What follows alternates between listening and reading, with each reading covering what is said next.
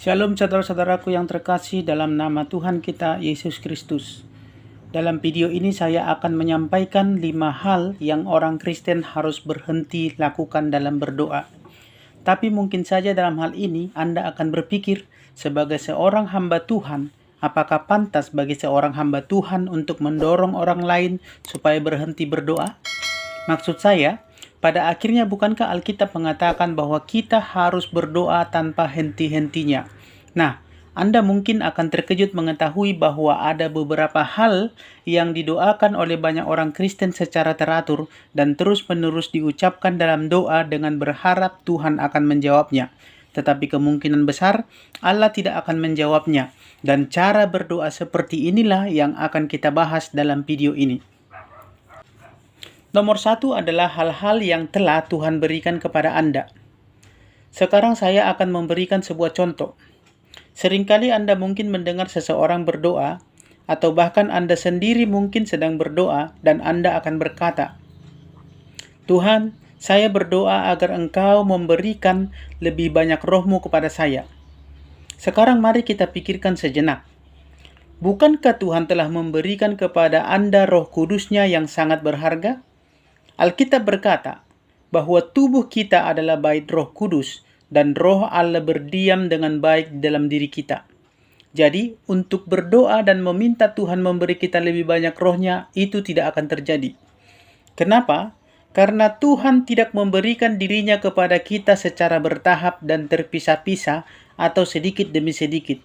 Bahkan ketika Anda dan saya diselamatkan, Alkitab mengatakan dalam Efesus 1 ayat 14 bahwa kita telah dimateraikan dengan Roh Kudus yang mahal dan telah dibayar lunas dengan darah Yesus.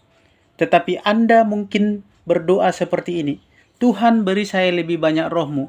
Dan Tuhan tentu akan menjawabnya, "Tidak, aku tidak akan menjawabnya karena aku sudah memberikan Roh Kudus kepadamu." Dalam 2 Petrus 1 ayat 3 dan 4, dia berkata, "Di sini dengan kuasa ilahinya, Allah telah memberikan kepada kita segala sesuatu yang kita perlukan untuk menjalani hidup yang saleh. Kita telah menerima semua ini dengan mengenal Dia yang telah memanggil kita kepada dirinya dengan kemuliaan dan kesempurnaannya yang ajaib." Dan kemudian di beberapa ayat dia berkata, "Tinggallah bersamaku."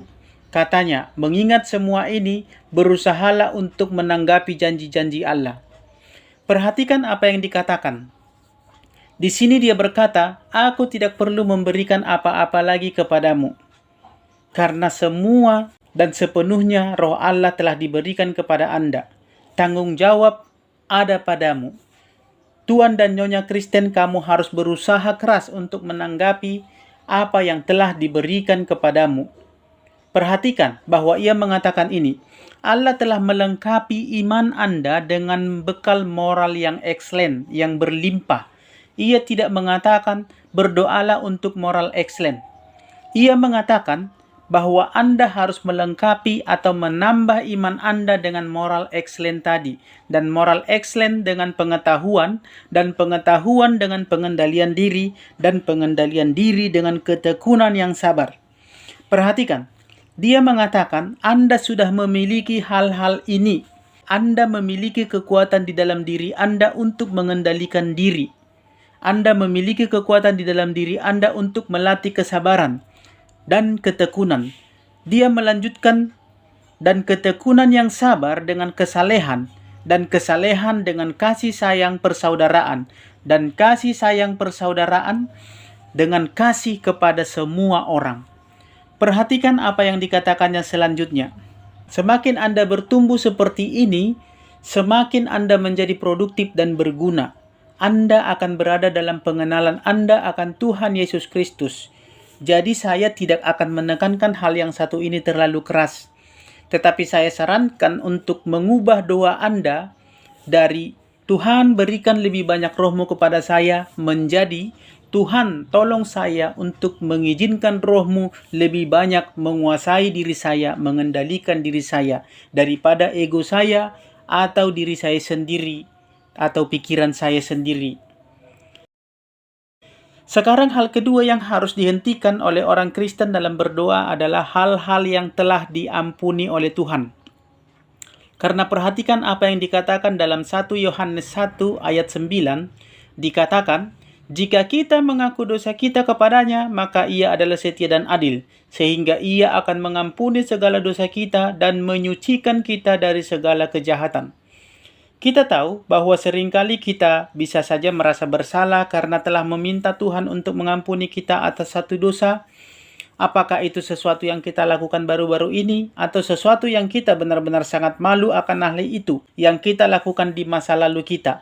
Dan kita bisa saja merasa bersalah meminta Tuhan untuk mengampuni kita untuk dosa-dosa ini lagi dan lagi. Sekarang apa yang tersirat dari hal ini? Ini menyiratkan bahwa pertama kali saya meminta Tuhan untuk mengampuni saya, Dia tidak mendengar saya, sehingga saya harus memintanya lagi karena saya tidak begitu yakin bahwa Tuhan telah benar-benar mengampuni saya untuk sesuatu kesalahan yang saya lakukan, seperti mungkin saja aborsi. Saya tidak begitu yakin bahwa Tuhan mengampuni saya karena saya telah melakukan tindakan sesuatu yang salah, yaitu asusila. Saya tidak begitu yakin bahwa Tuhan mengampuni saya karena saya telah merokok. Semuanya kesalahan yang telah saya lakukan, mengisap ganja atau apapun itu. Jadi saya harus menindaklanjuti dan memastikan bahwa Tuhan dan saya baik-baik saja dalam hubungan dengan memohon kepadanya untuk mengampuni saya lagi dan lagi. Dengar, ayat ini tidak mengatakan, tetapi jika kita terus mengakui dosa-dosa kita, Dia setia dan adil. Tidak ada kata mengakuinya berkali-kali, tetapi cukup sekali saja. Nah, jika Anda harus mengulangi dosa yang sama, jika Anda terus mengulangi dosa yang sama, maka Anda harus terus meminta Tuhan untuk mengampuni Anda untuk dosa yang sama lagi dan lagi. Tetapi jika itu adalah dosa sekali saja, atau sesuatu yang telah berlalu yang Anda lakukan di masa lalu, Anda tidak perlu terus-menerus berdoa dan meminta Tuhan untuk mengampuni dosa-dosa Anda lagi. Terimalah kenyataan bahwa Tuhan telah benar-benar mengampuni Anda dengan cuma-cuma. Hal ketiga yang harus dihentikan oleh orang Kristen dalam doa adalah hal-hal yang telah Tuhan perintahkan kepada Anda. Dengan kata lain, ada beberapa hal yang telah Allah berikan kepada Anda, sebuah firman yang jelas darinya yang harus Anda lakukan atau tidak boleh Anda lakukan. Nah, bagaimana firman ini dikomunikasikan? Firman ini dapat dikomunikasikan dengan dua cara. Yang pertama adalah apa yang disebut dengan logos atau firman yang tertulis. Jadi ada beberapa hal yang telah Alkitab nyatakan kepada Anda dan saya yang harus kita lakukan atau tidak boleh kita lakukan. Dan tidak ada alasan untuk kita berdoa dan memohon kepada Allah untuk memberitahukan kepada kita atau menunjukkan kepada kita apa yang harus kita lakukan atau yang seharusnya kita tidak lakukan. Karena Allah telah menuliskannya. Jadi kita cukup membacanya melalui kitab suci, memahaminya, dan meminta tuntunan Roh Kudus untuk melakukannya. Cara lain yang disebut rema. Firman atau perkataan yang diucapkan ini adalah firman yang lebih pribadi yang mungkin secara khusus diberikan Allah kepada Anda dalam situasi pribadi Anda. Kita tidak perlu berdoa dan meminta bimbingan Allah dalam bidang khusus ini, karena Dia telah memberitahukan Anda apa yang harus Anda lakukan, apa yang tidak harus Anda lakukan. Sekarang izinkan saya memberi Anda sebuah contoh, dengan memperkenalkan Anda pada seorang tokoh perjanjian lama yang bernama Bileam. Dalam kitab Bilangan pasal 22, ada sekelompok orang, mereka disebut orang Moab, dan mereka sangat takut bahwa mereka akan diserang oleh orang Israel, umat pilihan Tuhan. Jadi mereka memanggil orang ini yang bernama Bileam untuk mengutuk bangsa Israel agar mereka aman. Dan inilah yang Bileam katakan. Dia berkata, "Tinggallah di sini semalam." Bileam berkata, "Di pagi hari aku akan mengatakan kepadamu apapun yang Tuhan perintahkan kepadaku untuk dikatakan." Sehingga para pejabat dari Moab itu tinggal di sana bersama Bileam. Sekarang saya ingin Anda memperhatikan apa yang Tuhan katakan kepada Bileam. Sangat jelas Allah mengatakan ini. Tetapi Tuhan mengatakan kepada Bileam, "Jangan pergi bersama mereka. Engkau tidak boleh mengutuk orang-orang ini, karena mereka telah diberkati." Tetapi orang-orang Moab ini mereka putus asa, dan putus asa membutuhkan tindakan yang putus asa pula. Sehingga mereka berkata, "Kami tidak akan menerima jawaban tidak. Mungkin jika kami kembali dan menawarkan lebih banyak uang dan pemberian serta hadiah-hadiah yang lebih banyak kepada Bileam, mungkin Bileam akan bisa merubah pikiran." Jadi mereka kembali kepada Bileam dan mereka berkata, "Kami akan membayarmu dengan harga mahal dan melakukan apapun yang kamu perintahkan. Datanglah dan kutuklah orang-orang ini untuk kami." Sekarang pada titik ini Bileam seharusnya bersikap tegas, tetapi tidak.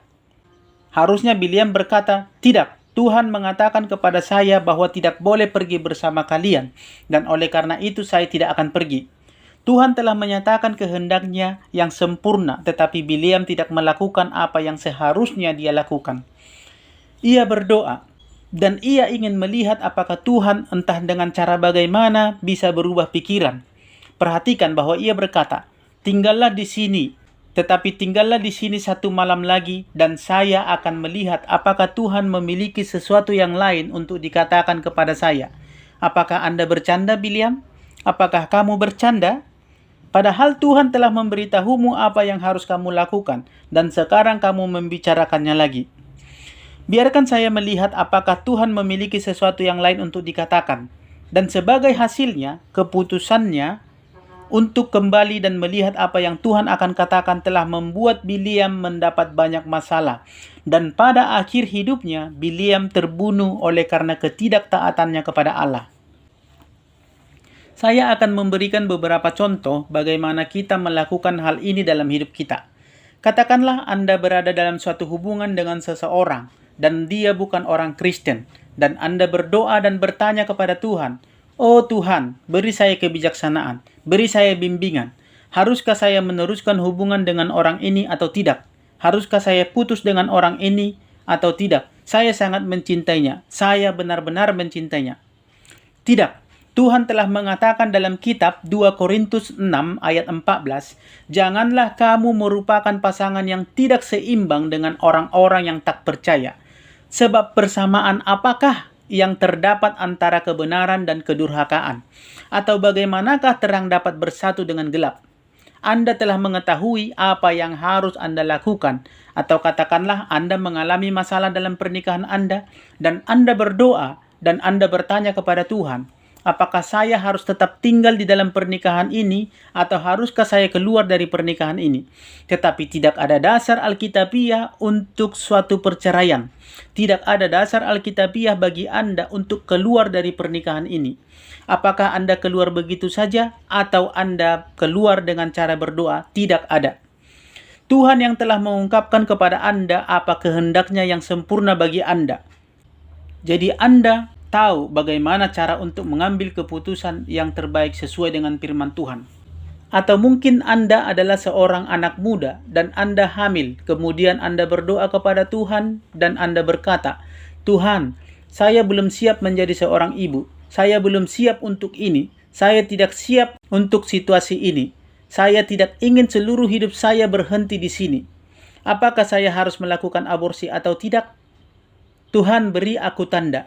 Tunjukkan kepadaku apa keputusan yang harus kuambil." Tidak. Tuhan telah memberitahu Anda apa kehendaknya tentang hal itu. Jadi dengarkanlah. Seringkali kita bersalah karena berdoa untuk hal-hal yang telah Tuhan tunjukkan kepada kita, dan itu bisa terjadi karena kurangnya iman kita. Karena kita hanya mencari sedikit lebih banyak waktu untuk membenarkan diri kita atas tindakan kita, sehingga kita berharap melalui doa Tuhan memberikan jawaban iya, padahal Tuhan telah menetapkannya. Dan apa yang benar-benar perlu kita lakukan adalah bertindak berdasarkan apa yang sudah kita ketahui dari firman Tuhan. Tuhan memanggil kita untuk melakukan hal keempat yang saya percaya orang Kristen harus hentikan dalam doa. Hal yang perlu diperhatikan di sini adalah bahwa Anda harus benar-benar yakin apakah Tuhan memang menutup pintu itu atau tidak. Karena jika tidak, Anda perlu terus berdoa sampai Tuhan memberi Anda jawaban yang jelas dengan satu atau lain cara. Tetapi jika Tuhan telah memberi Anda jawaban dan Dia menutup pintu tertentu dalam hidup Anda, maka Anda perlu terus berdoa sampai Tuhan memberi Anda jawaban yang jelas. Tetapi jika Tuhan telah memberi Anda jawaban dan Dia menutup pintu tertentu dalam hidup Anda tidak perlu terus berdoa untuk hal itu. Saya akan memberikan beberapa contoh. Dalam kitab Bilangan, ada seorang yang bernama Musa. Dia ingin masuk ke tanah perjanjian karena dia telah memimpin bangsa Israel selama 40 tahun di padang gurun.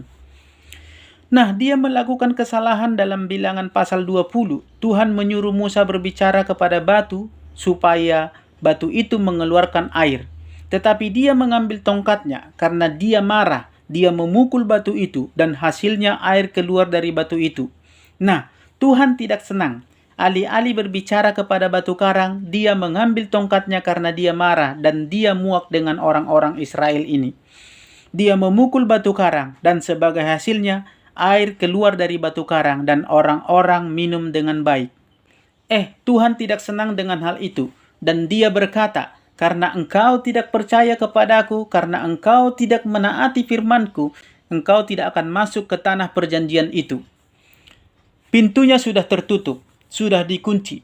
Ketika itu mungkin Musa masih berpikir bahwa dia masih dapat kembali lagi nanti untuk membujuk Tuhan dan mungkin dia dapat mengubah pikiran Tuhan.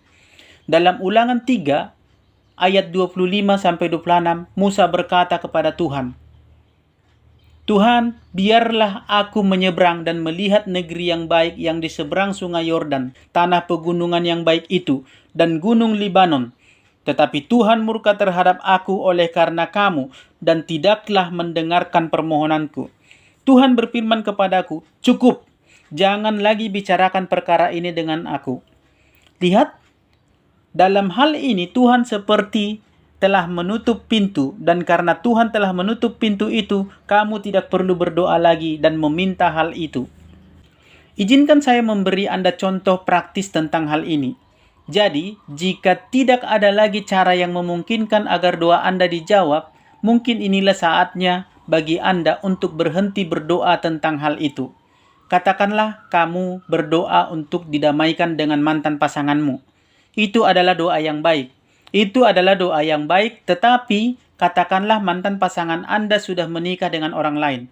Anda tidak perlu terus berdoa untuk rujuk dengan mantan pasangan Anda, karena sekarang orang tersebut sudah menikah, dan sekarang orang itu harus melakukan dosa lain dengan menceraikan pasangan barunya dan kemudian menikah lagi dengan Anda. Jadi itu akan menjadi contoh pintu yang tertutup untuk jawaban doa. Mari saya beri contoh lain.